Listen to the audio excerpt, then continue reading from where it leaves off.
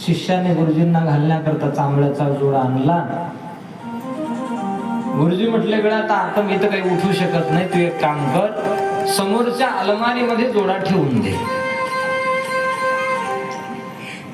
तो चांबड्याचा जोडा समोरच्या अलमारीमध्ये ज्या वेळेला ठेवला गेला, त्या चांबड्याच्या जोड्याकडे पाहत पाहत पाहत गुरुजीने देह सोडला.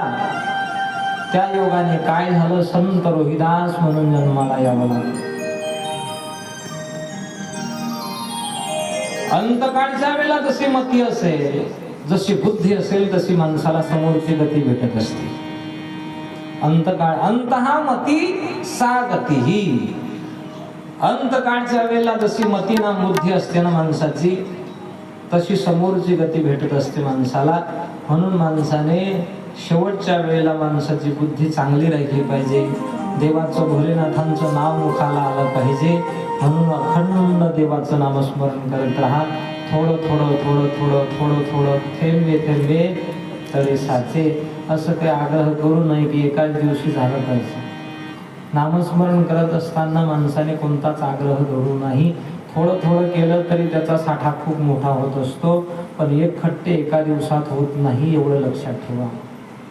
थोडं थोडंच करावं लागतंय नामस्मरण करत असताना. एवढं कारण काही काही म्हणतील करून थोडंसं आता म्हातारपण जवळ जवळ आलं की नामस्मरण करायला सुरुवात करू, मग येईल म्हातारपणात तोंडात. तसं नाही होणार. 10वीचा किंवा 12वीचा बोर्डाची परीक्षा असते ना, त्यावेळेला जो विद्यार्थी अभ्यास करत असेल, हुशार असेल, त्याला वर्षभर अभ्यास करावा लागतो. तो म्हणेल नाही नाही 3 तासाचा तो पेपर आहे. किती तासाचा? फक्त 3 तासाचा पेपर आहे. 3 तासाचा पेपर लिहिण्याकरता मी 3 महिने अभ्यास करेल. जमेल का?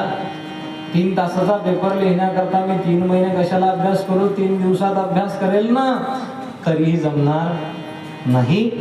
3 तासाचा बोर्डाचा परीक्षेचा पेपर लिहिण्याकरता विद्यार्थ्याला जर वर्षभर अभ्यास करावा लागत असेल, तर आयुष्याच्या शेवटी मरत असताना देवाचं नाव मुखाला येण्याकरता जीवनामध्ये देवाच्या नावाचा आयुष्यभर अभ्यास करावा लागतो.